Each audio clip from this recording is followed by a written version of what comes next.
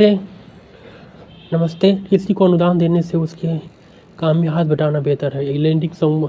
Lending hands to someone is better than giving a dole. तुम्हारी दक्षिणा और दान, सहायता, अनुदान ये कुछ व्यर्थ से उपक्रम है कि इनसे आवश्यकताएं क्षणिक संतुष्ट हो सकती है, लेकिन इनकी पूर्णता पर शाश्वत संशय रहेगा। यह लक्ष्य है। यदि लक्ष्य है कि आवश्यकताओं की चिर पूर्ति होती रहे तो इन्हें कलम दो, कला दो, कौशल दो। भारतीय समाज में दान और तथा एवं अनुदान को बड़ा महत्व दिया गया है। प्रायः हर धर्म में दान को एक श्रेष्ठ कर्म बताया गया तथा अपने अधिशेष के एक बड़े भाग को दान में देने की अनिवार्यता पर भी बल दिया गया है। छांदोग्य उपनिषद में दान को नित्य कर्म की तरह अनिवार्य बताते हुए कहा गया है, श्रद्धया देहम हिया देहम भिया देहम, अर्थात श्रद्धा से हो या लज्जा से हो से या भय से दान नित्य देना चाहिए। अनुदान, दान एवं दान की विभिन्न किंवदंतियाँ हमारे पौराणिक ग्रंथों में भरी पड़ी है। कौटिल्य के अर्थशास्त्र में भी अनुदान देने का जिक्र आता है। वही वेदों में जिसमें ब्राह्मणों को अनुदान देने की शिक्षा मिलती है, जो शारीरिक रूप से सक्षम और अक्सर शारीरिक रूप से अक्षम अथवा बुजुर्ग हो थे। प्राचीन शासकों ने से लेकर आधुनिक कल्याणकारी राज्यों में भी अनुदान दिए जाते रहे हैं, परंतु दान या अनुदान देने की परंपरा जिसे किसी श्रेष्ठ अथवा अनिवार्य समझा जाता था, उसकी महत्ता उस पर सवाल उठने लगा है। आलोचना का मूल्य बिंदु यह है कि क्या महज कुछ रुपयों और आर्थिक संसाधनों के रूप में दिए जाने वाले अनुदान लोगों को धारणीय रूप से लाभ पहुंचाने में सक्षम है? क्या सहायता के रूप में दी जाने वाली इन राशि से उनकी आवश्यकताओं का स्थायी समाधान संभव है? अगर समग्र रूप से इसके व्यवहारिक पक्षों पर विचार करें तो अनुदान वास्तव में केवल तत्कालीन तुष्टिकरण के लिए सिवाय कुछ विशेष लाभकारी नहीं मालूम होता है। यह न केवल लोगों को पराश्रित बना देता है, बल्कि उनकी नैसर्गिक क्षमताओं का भी हास्य करता है। किसी को निरंतर बैसाखी देकर चलाने की आदत उसकी चलने की प्राकृतिक क्षमता से भी विपन्न कर देती है। यह भी देखा गया है कि जिन्हें निरंतर दान या अनुदान दिया जाता है उन्हें मुक्तखोरी की ऐसी लत लग जाती है कि वे अपने हाथ पैर चलाकर या श्रम द्वारा अपना पेट नहीं भर सकते। वे इस तरह निकम्मे हो जाते हैं कि आश्रित होकर ही अपना भरण पोषण करने की आदत से लाचार हो जाते हैं।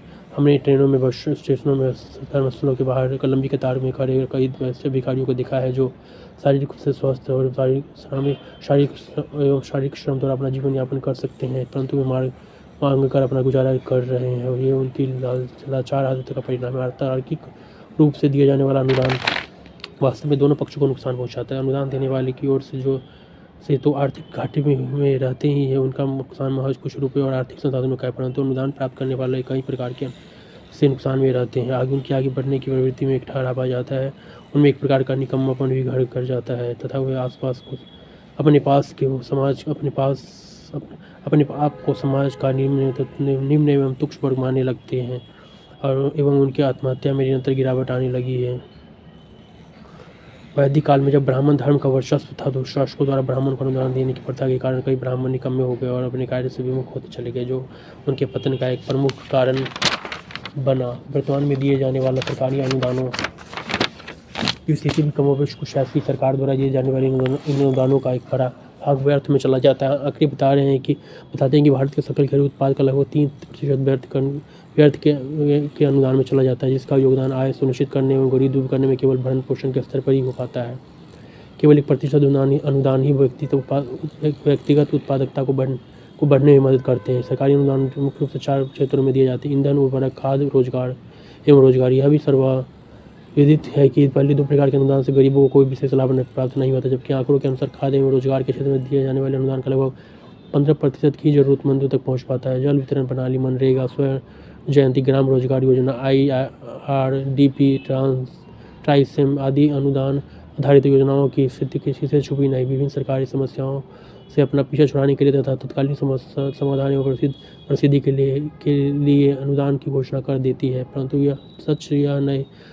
सच यही है कि कोई भी अनुदान आधारित योजना आज तक समस्याओं का स्थायी समाधान करने में सफल नहीं हुए। आवश्यकता इस बात की है कि जरूरतमंद व्यक्ति या वर्गों को केवल थोड़ा सा धन या छूट देकर उनकी तत्कालिक तुष्टि कर उन्हें पंगु न बनाया जाए, बल्कि उन्हें ऐसी कला और कौशल से भी संपन्न किया जाए जिनसे वे अपनी आय का स्रोत स्वयं निर्मित कर सके और आप स्वयं निर्भर बन सके हो। उन्हें अपनी छोटी छोटी आवश्यकताओं के लिए बार बार या अनुदान का मुंह न ताकना पड़े। स्पेन के प्रसिद्ध दार्शनिक मैमोनिड्स एक मशहूर कथन है, किसी व्यक्ति को एक मछली देकर तुम उसके एक दिन के लिए भोजन का प्रबंध कर देते हो, पर जबकि किसी व्यक्ति को मछली पकड़ना सिखाकर तुम उसके जीवन भर के लिए भोजन का प्रबंध कर देते हो। या इसके लिए यदि हम वास्तव में ऐसे लोगों का भला करना चाहते हैं तो हमें एक दिन के प्रबंधन की बजाय जीवन भर के प्रबंधन को कोशिश करनी चाहिए। वो छोटे उद्यमों एवं कुटीर उद्योगों के साथ साथ कौशल विकास को भी बढ़ावा देना चाहिए। शुभ संकेत है कि धीरे धीरे हमारी सभ्यता की सहायता की स्थूल अवधारणा में परिवर्तित हो रहा है और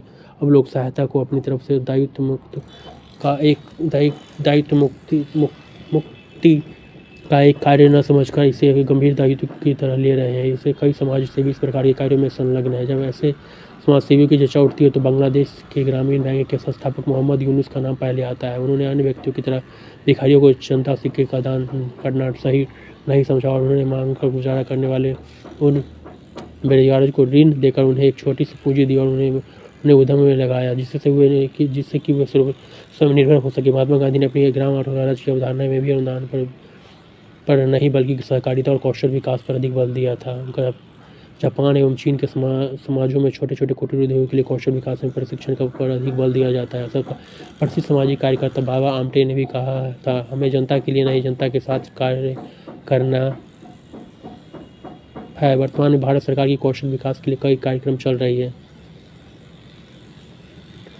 राष्ट्रीय नमूना सर्वेक्षण की 68वीं रिपोर्ट के अनुसार भारत की कुल कार्यशील जनसंख्या का केवल 4.69% ही औपचारिक रूप से प्रशिक्षित है, जो कि अमेरिका के 52%, ब्रिटेन के 68%, जर्मनी के 75% और जापान के 80% तथा दक्षिण कोरिया के 96% की तुलना में अत्यंत कम है। वर्तमान वैश्विक के बड़े देशों को देखते हुए भारत में कौशल विकास की दर को बढ़ाना अत्यंत आवश्यक है।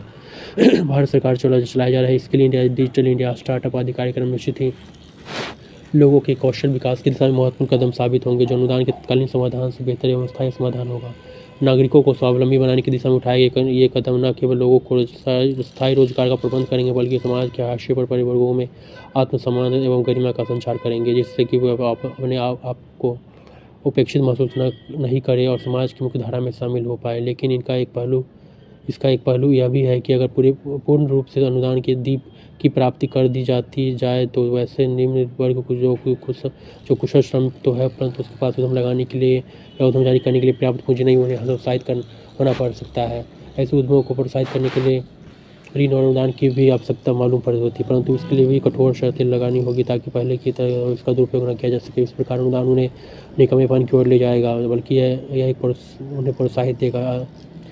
यह संभव है कि आने वाले दिनों में वे इतने सक्षम हो जाएंगे कि उन्हें अनुदान देने की आवश्यकता ही न पड़े, परंतु अभी भारत जिस दौर से गुजर रहा है उसमें गरीबी रेखा के नीचे बसर कर रहे लोगों को प्रोत्साहन देने के लिए उनमें शिक्षा और कौशल विकास के लिए उन्हें उद्यमों के प्रति आकर्षित करने के लिए थोड़े थोड़े अनुदान की भी आवश्यकता होगी। इसलिए एक बारगी यह कह देना कि अनुदान बिल्कुल गलत है, यह भी एक द्विपक्षीय दृष्टिकोण है।